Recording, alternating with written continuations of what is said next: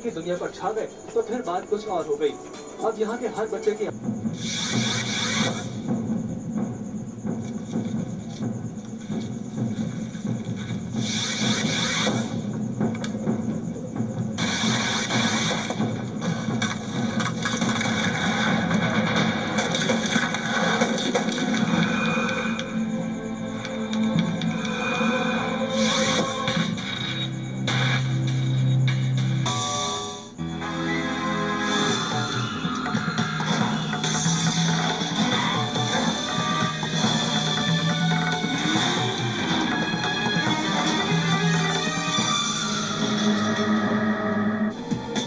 नमस्कार, मैं हूं रवि शर्मा।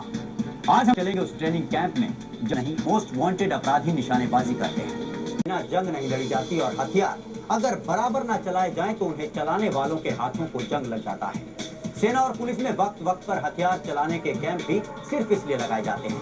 मगर क्या आप सोच सकते हैं कि अपराधी भी हथियार चलाने के बाकायदा कैंप लगाते हैं? अगर यकीन नहीं तो ये देखिए। घने जंगल, दूर तक सन्नाटा और बेहद खामोश फिजा, यानी मौका और माहौल दोनों ही काम के लिए बेहद मुनासिब। इससे बेहतर जगह ट्रेनिंग के लिए शायद दूसरी हो भी नहीं सकती। लिहाजा हर बार की तरह एक बार फिर ट्रेनिंग शुरू हो जाती है। ट्रेनिंग सटीक निशाना लगाने की। जाहिर सी बात है, निशाना जितना बेहतर होगा काम उतना ही अच्छा। इसीलिए यहाँ मौजूद हर नौजवान की कोशिश है कि निशाना खाली न जाए। वैसे ये ना तो कोई शूटिंग सेंटर है, ना पुलिस या सेना का कोई ट्रेनिंग कैंप।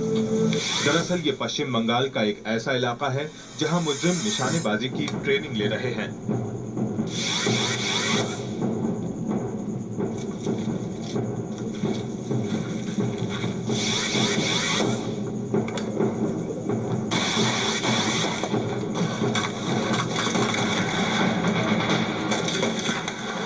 और ट्रेनिंग लेने वाले ये लोग कोई मामूली अपराधी नहीं, बल्कि पश्चिम बंगाल के मोस्ट वांटेड क्रिमिनल्स हैं। इनके नाम हैं कुर्बान अंसारी, जाबिर अंसारी और शेख मकबूल। ये वो नाम है जिनका बस नाम भर ही दहशत के लिए काफी है। ये तीनों ही एक गिरोह चलाते हैं और इस गिरोह में दर्जन भर से ज्यादा ऐसे खूंखार अपराधी हैं जिनके सिर पर हत्या, डकैती, राहजनी और बलात्कार जैसे संगीन जुर्म के दर्जनों मामले दर्ज हैं। अगर इन अपराधियों की माने तो पैसों के लिए ये कुछ भी करने को हरदम तैयार रहते हैं। अरे भाई, तो हम लोग को काम चाहिए, सिर्फ काम। काम से हम लोग का मतलब है, जो भी काम मिलेगा, लेकिन पैसा चाहिए हम लोग को। पैसा मिलेगा तो कोई बात नहीं है, हर दुनिया का हर काम कर लेंगे। इस गिरोह की हुकूमत रांची और धनबाद इलाके में चलती है और निशाने पर होती हैं वो ट्रेनें जो इनके इलाके से गुजरती हैं। जिन बदमाशों के लिए पुलिस दर दर की खाक छानती घूम रही है, उन्हें आज तक की टीम ने उस वक्त अपने कैमरे में कैद किया जब ये लोग बाकायदा अपना निशाना साधने की प्रैक्टिस में लगे हुए थे। कुर्बान, जाबिर और शेख यहाँ अपने साथियों के साथ अक्सर अपने नए हथियारों पर हाथ साफ करने आते हैं।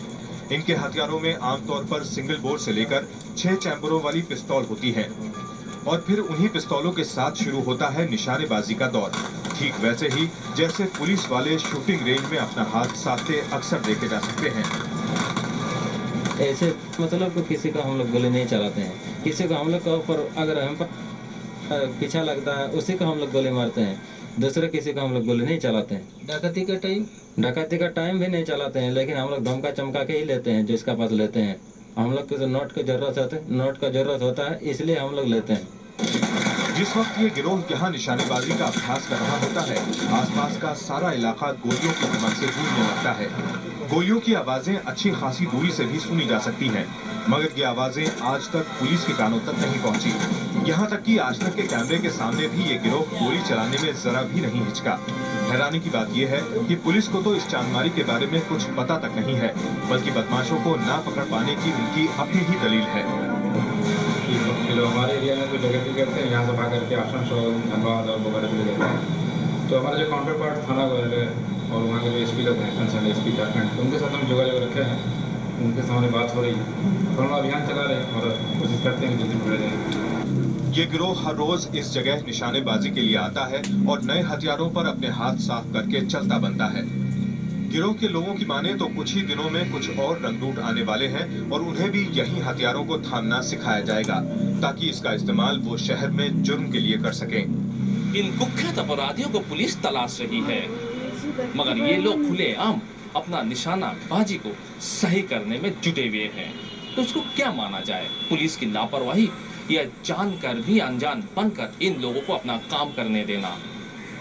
पुरुलिया में विश्वनाथ रॉय के साथ अभिजीत नंदी मजुमदार, कोलकाता, आज तक।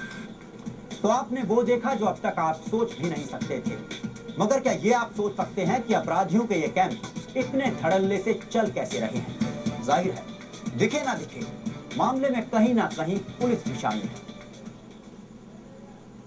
संवाददाता आर.एस. चंद्रा से इस वक्त फोन लाइन पर मुंबई से रही वारदातों पर सवाल पूछना चाह रहे हैं, तब पुलिस एक मेज पर गोलियां सजाने में मसरूफ है। उसके हाथ हथियारों का एक जखीरा जो लग गया है। इतने में पुलिस के आला अधिकारी आए और उन्होंने मीडिया को बताया कि पुरुलिया, बांकुरा, आसनसोल, चितरंजन जैसे इलाकों में कितनी आसानी से ऐसे हथियार लाए जा रहे हैं। ये बात दूसरी है कि पुलिस अभी तक ये पता नहीं लगा सकी है कि हथियारों का ये अंबार कहां से आ रहा है और इन्हें लाने वाले हाथ कौन से हैं। तैयारी करना कोई बड़ी बात नहीं है। बहुत बार वो हमारे यहाँ पर भी फैक्ट्रीज जिनको बोल सकते हैं लेथ मशीन लगा रखा है, उसके ऊपर बनाते हैं, वो भी अनर्थ की गई हैं। तो आर्म सीजर इलेक्शन से पहले काफ़ी बड़े पैमाने में आर्म सीजर हुए थे। उत्तर 24 परगना, दक्षिण 24 परगना, हावड़ा में काफ़ी बड़े पैमाने में इम्प्रोवाइज्ड आर्म्स और बुलेट्स की सीजर हुई थी। कानून के हाथ गुनहगारों तक नहीं पहुंच पा रहे हैं और दूसरी तरफ प्रदेश के मुखिया बुद्धदेव भट्टाचार्य सीना ठोक कर ये दावा करते हैं कि उनके राज्य में कानून व्यवस्था दूसरे राज्यों के मुकाबले कहीं बेहतर है। But I am not saying that they have failed. They are trying their best, but there is much scope for improvement. हम बुद्धदेव भट्टाचार्य की मजबूरियों को समझ सकते हैं, क्योंकि जिस राज्य की पुलिस को खुलेआम चल रहे इन ट्रेनिंग कैंप्स का पता नहीं है, तो चीफ मिनिस्टर को कैसे इसका अंदाजा हो सकता है। अब आइए जरा इस बात को जानने की कोशिश करें कि पश्चिम बंगाल में लॉ एंड ऑर्डर की सिचुएशन क्या है। पुलिस के आंकड़ों के मुताबिक राज्य भर में करीब 200 ऐसे खतरनाक गिरोह आजाद घूम रहे हैं, जिन पर दर्जनों की तादाद में संगीन मामले चल रहे हैं। ताजा आंकड़े गवाह हैं कि कुर्बान, मकबूल और शेख जैसे खतरनाक बदमाशों के पास करीब 8000 से ज्यादा घातक हथियार मौजूद हैं। पुलिस का रिकॉर्ड बताता है कि ज्यादातर बदमाश पुरुलिया, बांकुरा, आसनसोल और चितरंजन जैसे इलाकों में सक्रिय हैं। ये हैरानी की ही बात है कि जिन बदमाशों की पुलिस को बेसब्री से तलाश है, वही खुलेआम अपने निशाने को और मजबूत बनाने में लगे हुए हैं और उनके दिल में पुलिस का कोई खौफ नहीं। मुख्यमंत्री बुद्धदेव भट्टाचार्य इस हकीकत को जानकर न सिर्फ शर्मिंदा हुए, बल्कि सन्न भी रह गए कि बदमाशों के हाथ पुलिस वालों से मिले हुए हैं, क्योंकि अक्सर पुलिस ये दावा करती है कि उसे बदमाशों के बारे में पता है। इस बात की तस्दीक खुद कुर्बान अंसारी ने भी कर दी। कुर्बान की माने तो उनके गिरोह अगर खुलेआम निशाना लगा रहे हैं, तो कहीं न कहीं पुलिस की भी मिलीभगत जरूर है। पुलिस को हम लोग को ज्यादा कुछ देना पड़ेगा। पुलिस आधा हिस्सा मांगा है, हम लोग को हिस्सा तो देना ही पड़ेगा भाई। कोई बात नहीं, हम लोग को कोई बात नहीं, बड़ा काम है, दे देंगे, कोई बात नहीं, पुलिस को दे देंगे। लेकिन पुलिस खाएगा, कोई टका खाएगा, कोई बात नहीं है, लेकिन हम लोग का भी तो काम दे देता है वो लोग वही लोग तो देता है हम लोग को काम। अब सवाल उठता है कि क्या पुलिस का खुफिया तंत्र पूरी तरह चरमरा चुका है? क्या खुफिया विभाग किसी भी अपराधी के गिरबान तक पहुंचने में नाकाम है? क्योंकि ये बात सभी जानते हैं कि पुरुलिया के रकब इलाके में अपराधियों का आना जाना आम बात है। वजह साफ है कि उनकी नजर में गिरोह में शामिल हुए नौसिखियों को हथियारों की ट्रेनिंग देने के लिए ये इलाका सबसे बेहतर है और इसीलिए इस सच्चाई से इनकार नहीं किया जा सकता कि पश्चिम बंगाल का ये इलाका धीरे धीरे किलिंग फील्ड कहलाने लगा है। बंगाल में हथियार आसानी से मिलते हैं, पर जिस तरह से अपराधियों ने खुलेआम स्वीकार किया कि उनके साथ पुलिस की साठगांठ है, उससे साफ जाहिर है कि चाहे जितना आला ऑफिसर चाहे इनके खिलाफ कार्रवाई करे, अभी भी उनके खिलाफ लगाम कसना दूर की बात है। अभिजीत नंदी मजुमदार, कोलकाता, आज तक।